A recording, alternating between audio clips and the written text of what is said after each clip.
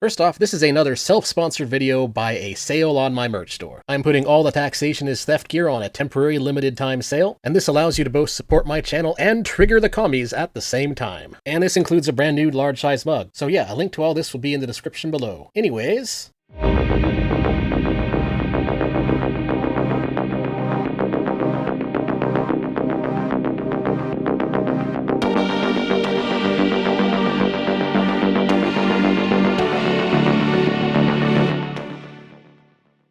hey internets, so you may have heard of something known as Trump Derangement syndrome, because unless you've been living under a rock since the last week, you may have noticed that Trump has actually been inaugurated and he is, in fact, the official president now. Which, aside from that meaning that he's just signed a bunch of executive orders that undid a lot of what the Biden presidency did, and all the other things that have been happening recently, what it really means is that we are about to see a lot more TDS than we normally see. I imagine much of mainstream journalists will return to a state of TDS. I imagine that a lot of what BreadTube's content will look like will just be 4 years of TDS. Basically, we're going to see a lot of TDS and a lot of people talking about TDS. And the issue with that is that a lot of people talk about TDS or show signs of TDS with nobody knowing what TDS actually is. And that's what this video is going to remedy. I'm going to help everybody out in understanding the next 4 years of political discourse by going over what the diagnostic criteria for Trump derangement syndrome are and how the disease actually presents itself. Because a lot of people may know how to spot TDS on the surface, but not really fully understand just what exactly is going on inside these people's heads. Because it's actually kind of interesting. It's not just funny, it's actually quite fascinating how the rusty cogwheels in these people's brains churns, and the absurd lengths that they will go to accidentally humiliate themselves. But also, aside from being kind of funny, it's important to be able to spot Trump derangement syndrome in the wild, because it's also a way to detect bad takes. So knowing how to spot TDS can also save you a lot of time, because it lets you know which journalists out there aren't really worth paying any attention to, as they have unfortunately come down with this very horrible disease that tends to cause people to completely lose their minds. So first off, what exactly is Trump derangement syndrome? What exactly can we consider the diagnostic criteria for it? And what about it specifically differentiates itself from simply disliking Donald Trump? Well, the first and most important component is bad faith. This is the main symptom of TDS required for a diagnosis. When someone has TDS, everything that Donald Trump says or does is interpreted by them in the most utterly insane and unhinged bad faith light imaginable. Whenever somebody says or does something, it can always be interpreted in many different ways. For example, if someone says the phrase, "I hate waffles," there are many ways to interpret that. The realistic and most likely interpretation is that they just don't like to eat waffles. But it's also possible for someone to analyze that statement further and extrapolate a lot of things from it that may or may not make a whole lot of sense. For example, a bad faith interpretation of it is that when they say, "I hate waffles," what they really mean is that they hate Waffle House. And then they may commit a further leap in logic where they assert that because they hate Waffle House, they then go by the association of it with African American culture to say that they must be racist against black people, all from the statement, "I hate waffles." That would be an example of an insane bad faith leap in logic. It doesn't really make much sense. It's very unlikely that someone who says they hate waffles is racist against black people. It is extremely and ridiculously unlikely that that is the case. But it doesn't matter, because if a person is willing to be bad faith and intentionally interpret words in bad faith, they can absolutely draw those conclusions by virtue of the fact that they can argue it.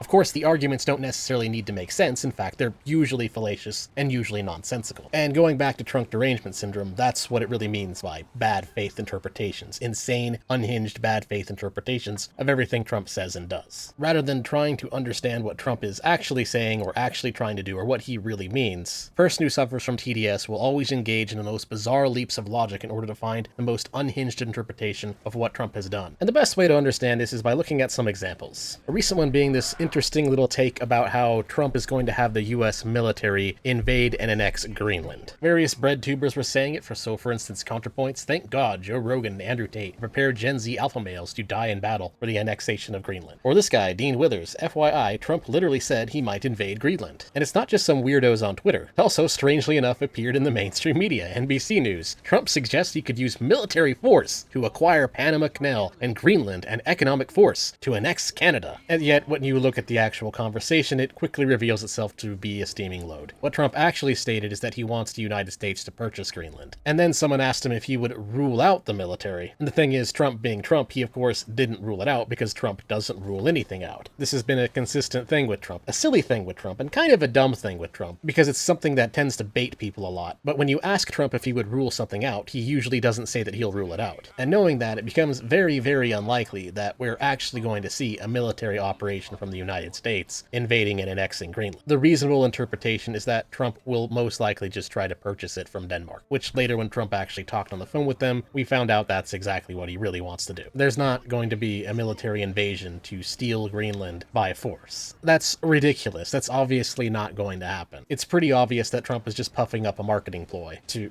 try and buy it. And when you take a step back and just try to exist in reality for a moment, it's pretty obvious that that's the case. And journalists have kind of gone back on this and asked Trump to clarify again by asking him simple loaded questions such as, would you rule out military or economic coercion? Which of course Trump won't rule out, especially since they said military or economic, which actually includes a lot of things to rule out. But then journalists report it as only saying that he didn't rule out the military. They conveniently leave out the part of the conversation where they were also having an either-or factor in there in regards to economic methods. And this is where we can kind of identify one of the main causes of TDS, which is mainstream media sensationalism.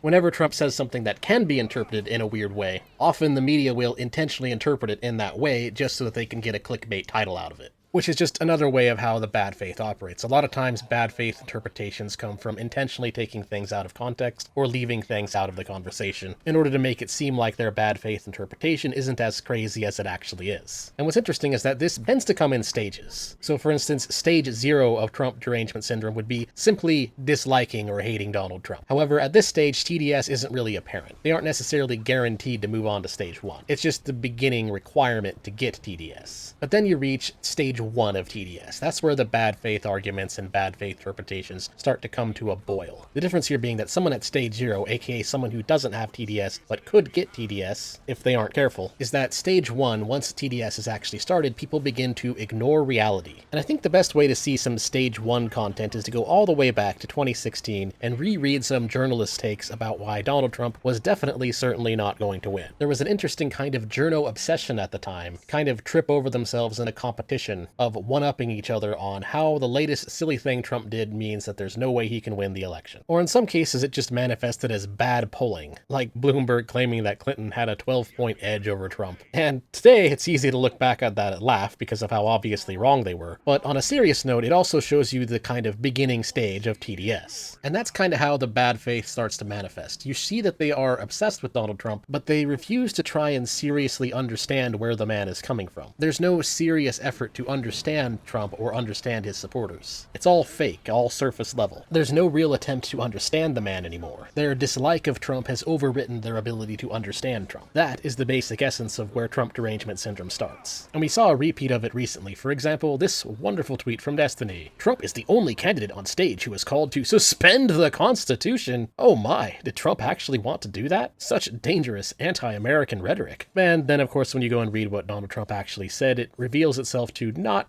quite be that. It was just Donald Trump accusing the 2020 election of being fraud, something we all know that he said, and him saying that the rules and regulations getting in the way of that being investigated should be cut out. Interpreting that as completely and permanently suspending the Constitution is a very absurd bad faith way to look at it. The more realistic understanding is that Donald Trump wanted to cut all red tape in regards to investigating the 2020 election. And then going back further to examine this tweet from Destiny, why is he quoting Elon Musk about Trump vetoing any national abortion ban? There's absolutely no relation to the post in the context, which means that this is also a pretty good example of where stage 2 of Trump derangement syndrome is leading to, which is that people suffering from TDS for a long enough period of time start to show signs of manic obsession. Not only is everything Trump doing and saying interpreted in bizarre bad faith manners, but they also feel the need to bring it up in random cases and random contexts where what they're saying has absolutely nothing to do with the conversation at hand. And the stage of obsession is also where they start to begin this kind of single-minded focus focus on certain things about Trump they don't like. So for example, we can do a search on the OmniLiberal about Trump January 6, and we find post after post after post of him absolutely obsessing over trying to convince people that the January 6 Capitol riot was an unironic attempt to overthrow the United States government. And I mean, just look at all the posts about this. This is not healthy. Or for a mainstream media example, CNN. The basic summary of how Donald Trump was covered from the perspective of CNN can be seen as Orange Man bad, Orange Man very bad, Orange Man say bad thing, Orange Man do bad thing, over and over and over again, like it's the entire purpose of their network to say that Orange Man is bad and convince everybody that Orange Man is bad. You could almost be forgiven at points for forgetting that CNN is supposed to be a news network, because honestly, for a while there, it appeared as they have become the Orange Man bad network. Because the thing is, once people have reached this stage of Trump derangement syndrome, they need to confirm their bias even further, because bad faith, as it turns out, is really just a bias. Specifically, it's a part where they've reached confirmation bias. They start to believe so strongly that Donald Trump is the second coming of Bad Mustache Man, that their bad faith interpretation of everything he does is then used to just further confirm their belief that Orange Man is literally Bad Mustache Man. And in order to convince themselves that they're not obsessed, they have to project that outwards. They have to make sure that they are convincing you as well that Orange Man is very, very bad. And so as kind of a way to deny that they've gone completely crazy at this point, they begin to obsessively take all of their bad faith takes on Donald Trump, and then make sure they do everything they can to convince everybody else to have the same bad faith interpretation. And so they talk about it endlessly, over and over and over. It's just Trump, Trump, Trump, Trump, Trump, Trump, Trump, Trump. And from those of us on the outside looking in, we almost start to wonder if they actually secretly like Trump. And the answer is no, they don't secretly like Trump. They're just obsessed at that point. It's just a stage of Trump derangement syndrome. Because at this point, the cranial rent is free. They're constantly thinking about Donald Trump, and constantly thinking about how they need to validate their feelings that Donald Trump is Bad Mustache Man by convincing you that he is Bad Mustache Man. And so it gets to a point where it's all they talk about, all they think about, until they have finally reached stage 3 of Trump derangement syndrome, which is just total, complete disconnection from reality, which is where they start having takes on Donald Trump based on things that Trump hasn't actually said at all. So now it's not only just bad faith interpretations of things Trump has done or said, but now they're having bad faith future interpretations of things that they think that Trump will do or say. And they begin to preemptively freak out about things that Trump hasn't actually done or said. And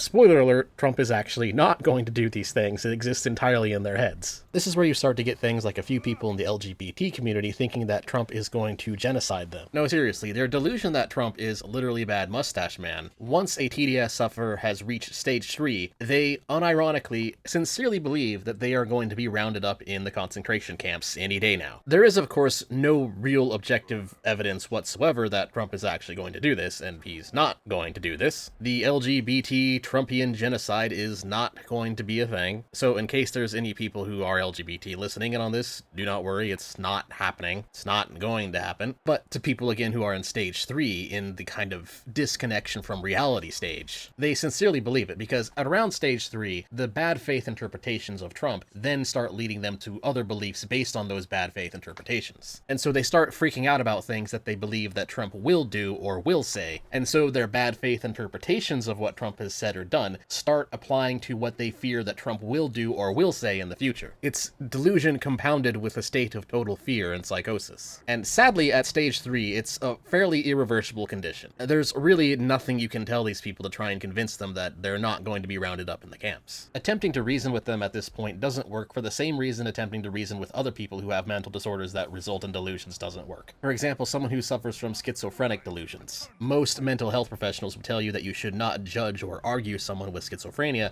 who believes something like the pizza man is trying to poison him by working with the extraterrestrials to poison his pizza that has been delivered to him. If you live with somebody who suffers from paranoid schizophrenic delusions, you know that you're not actually supposed to invalidate those beliefs, even though they are obviously not true, because they've lost the ability to discern reality from the fiction inside their own mind. It doesn't really work anymore. And when you attempt to argue with someone who suffers from manic delusions, they will just come up with hundreds upon hundreds upon hundreds of justifications. And it doesn't matter how fallacious or obviously wrong those justifications are. The thing about justifications is that someone who's willing to justify a wrong belief with false justifications, they'll just come up with more false justifications. It doesn't matter. That's the thing about fallacious arguments, is that there's an unlimited number of wrong arguments. If you go by, say, 2 plus 2 equals 4, there's one right answer for 2 plus 2, it's 4. But when it comes to wrong answers, well, there's an infinite number of wrong answers for 2 plus 2. And that's why you cannot argue with these people. Once the delusion has reached a stage where they will accept invalid rationalizations to justify their delusion, delusions, they will just keep coming up with an unlimited number of rationalizations. And so back to people suffering from Trump derangement syndrome, you cannot talk them out of it once they've reached this stage. In fact, attempting to do so may just lead to them assuming that you are part of the conspiracy that aims to put them in camps. Which then leads us to another unfortunate symptom of Trump derangement syndrome, which is that people who suffer from TDS for usually longer than a few months or so will start to extend their TDS to people who support Donald Trump as well. So there's a very strong psychological projection element in TDS as well. Probably the most common leap in logic you've seen is Trump is literally bad mustache man, people voted for Trump, and so of course the logic flows in their mind that half of Americans must be Nazis, and that the United States is therefore literally now in mid-1900s Germany. But again, this is just the most common delusion that people suffering from TDS might come to, as a result of projecting the bad faith from Trump onto people who support Trump. There are several others though. For example, going back to Destiny, we can see his TDS manifesting at this stage in ways that are both dangerous and fallacious. For example, believing that Donald Trump unironically tried to overthrow the United States government on January 6th, therefore anybody who votes for Trump is a traitor, and therefore it's okay in his mind if they get shot. And the fault in this reasoning is that he's projecting his beliefs about Trump onto Trump supporters. It's kind of like if someone who believes in a very bizarre religious cult believes that the only reason someone would not want to join their cult is because they want to be a bad person. And the problem, of course, is that's based on how the cult believer views his religious beliefs rather than other people viewing his religious beliefs. The reason people don't want to be a part of his cult is because they don't believe his cult to be true. However, in the cultist's mind, he believes his cult to be true, and therefore his cult is the only way to be a good person, and so he's then projecting that belief onto others, assuming that their reason would also be that they don't want to be a good person, when in reality people just don't believe what he's saying is true. And Destiny doesn't realize he's committing the same reasoning error here. Most people who support Trump do not actually believe that he's trying to end the United States democracy. Most Trump supporters do not actually believe that Donald Trump was trying to overthrow the government on January 6th that day. So they're not actually voting for Trump because they want to overthrow the US government again. They vote for Trump because they genuinely believe that Trump is the better option. That's it. And so that's what a lot of people who've reached stage 3 of Trump derangement syndrome start to show signs of. They show signs of failing to understand that what other people believe and their reasons for believing certain things are not the same reasons that you have, that you would believe in those certain things. You cannot project your reasoning for why you would do something onto other people and assume that they would have the same reasoning because that's the reason you have. When you do that, you're engaging in solipsism. It's an invalid form of reasoning. It doesn't work. It doesn't hold up to scrutiny. You can easily demonstrate it to be false with just things like the Sally Ann test. So for instance, Sally has her ball and then Sally goes away and then somebody else hides her ball somewhere else than where it was when she put it. When Sally comes back, will she first check where the ball was hidden or will she first check where she put it? And the answer is obviously that she will check where she last put it because that's where she believes her ball to be. Someone who thinks that she would first check where they saw the ball hidden shows a lack of theory of mind. It shows that they don't understand that other people have thoughts and beliefs about reality that are different than their thoughts and beliefs about reality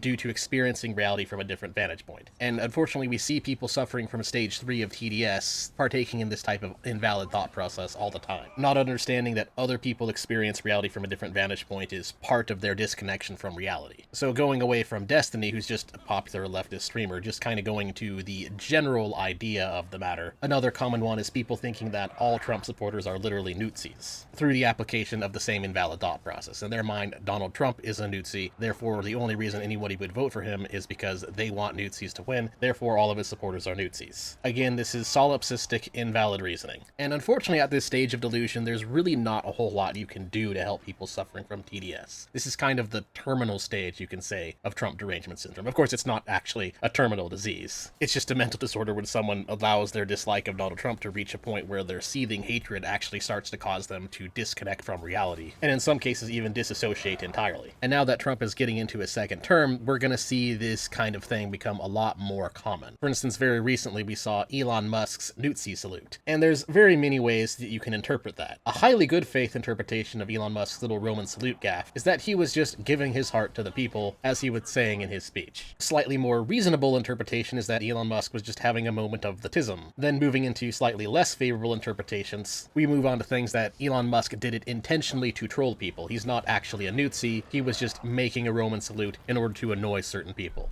Or in other words, he did it for the lulz. It was all just engagement bait. He was baiting the media into covering it, baiting people into talking about it, perhaps coming from the mentality that no coverage is bad coverage. And then, of course, a less charitable interpretation is that Elon Musk is actually literally a newtsie. And then the more disconnected from reality interpretation is that Elon Musk's Roman salute is proof that the entire Trump administration and everybody who supports it is secretly a newtsie as well. That's very, very unlikely. Probably extraordinarily more unlikely than the most good faith interpretation of this particular event. Very much significantly more disconnected from reality. And also, unfortunately, probably what a lot of people suffering from TDS in the later stages thought of Elon Musk's little salute there. Especially if you search the echo chamber areas like Blue Sky or Reddit. For instance, here's a good case example. Good night, tech right. Pull the plug on AI fascism. Or here's another example. This is really happening. Don't look away. And then, of course, we can't forget the example from Reddit politics. These people sincerely don't seem to realize that, at absolute worst, Elon Musk is just making fun of them. They sincerely, truly believe that this is actual, real evidence that the entire Trump administration is secretly newtsies. And that's when you start to notice that perhaps one of the saddest side effects of this stage of Trump derangement syndrome is that it starts to prevent real criticism of Donald Trump from taking place. It's kind of ironic, really, because they're so disconnected from reality that they view everything Trump does and everything any of his supporters does, or anything any of his allies does, so they're always looking for evidence of newtsiism. There's always this constant confirmation bias, where everything about him has to be fascist. And so because of that, any genuine constructive criticism of Trump's administration and his methods end up kind of getting drowned out of the conversation, because there is definite genuine criticism of Donald Trump out there. There is pretty good evidence that his tariff strategy is going to result in higher prices, at least on the goods that he puts a tariff on that are primarily coming from other countries. Or that Trump should instead just be focusing on generally lowering taxes. That would probably help the American consumer out a lot more and a lot faster than what he's currently doing. There might be a little of that in Doge, but the focus is too broad. Trump still has this pragmatic tendency to use authoritarian solutions instead, and yet people suffering from late-stage TDS, they just view all of it as fascism. They have no willingness whatsoever to even consider that it's possible to work with Trump and get a better deal. Because again, in their mind, unfortunately as a result of their delusions, they just think that Trump is a newtsie and that the concentration camps are going to be started up any day now. And so they must resist anything Trump does, even if that includes resisting tax cuts. And so the solution to the Trump administration from the perspective of people suffering from TDS is to just resist and say no to anything Trump does. So for example, in cases where Trump does actually want to cut government regulation out, in the mind of the TDS sufferer, that is also newtsieism. And so there's no real winning with these people. When Trump reduces the government, it's newtsieism. When Trump increases the government, it's newtsieism. When Trump just kind of stands there menacingly, it's newtsieism. And that just brings us to the question of, well, how the heck do you treat these people? What treatment plan for TDS can there be if they're just completely disconnected at that stage? And the answer is that for stage 3, there really isn't much in terms of treatment. But there are treatment options for just TDS in general, which are more or less effective depending on which stage your TDS patient is at. The first treatment is to just point to Donald Trump's first term. When you take an objective look at Donald Trump's first term from 2016 to 2020, you realize that for all the blowharded actions and behavior from Trump, he was actually a very general Republican president. Trump on the podium is a strong man, but Trump in practice is just a 1980s, 1990s moderate. And so you just point out 2016 to 2020 and show that, hey, the concentration camps never occurred, there was no literal newtsie death squad, the LGBTs did not lose their rights, and to be honest, the only thing that really has a lasting impact was the COVID pandemic, which wasn't actually Trump's fault. That was a global pandemic. Every country went through the same thing. And we know for a fact that the Democrats wouldn't have done a better job because Joe Biden took over in 2021 while the pandemic was still going on and proceeded to do much of the same crap. In fact, overall doing an even worse job. So that's the first line of defense you can try to give people who suffer from TDS, is just point to Trump's first term as evidence that the doom camps are probably not coming in the second term. They will, of course, have reasons for why they think the camps are still coming. Fallacious reasons, of course. But the point is to just get that piece of evidence in their heads so it can churn and work its ways. But in many ways, it's more of a preventative treatment, as once stage 2 is reached, this becomes fairly ineffective. An alternative treatment option is to just let the disease run its course. Time will continue to pass, and eventually it will be 2029, and the newtsie death camps will have not occurred. So if you have some relatives who are suffering from TDS, one potential treatment is just wait it out. Just don't bother talking about Donald Trump with them, because you know that until Orange Man is gone, which he eventually probably will be, any mention of Trump to someone suffering from TDS is just going to reactivate the part of their brain where Trump currently lives rent-free, resulting in you having to deal with their manic episode. And so the offline treatment is just avoid mentioning Trump to them because it's not really going to go well. There's no real point in mentioning it. It's not actually possible to prove to a delusional person that their delusions are not real. So don't bother. And as for treatment options on the internet, well, do whatever the heck you want, really. Because honestly, TDS on the internet can be kind of entertaining. It's not fun to deal with it in person, but as long as it stays on the internet, TDS is effectively just a free comedy act. And therefore, no treatment is necessary. Just sit back and relax, because it's probably going to be a pretty crazy next 4 years. And that is really all I have to say on the matter, so that's it. Thanks for watching. Please like, comment, and subscribe. And if you really enjoy my content, you can support me on Ko-Fi, Subscribestar, or by buying some merch. Again, that is all. Till next time.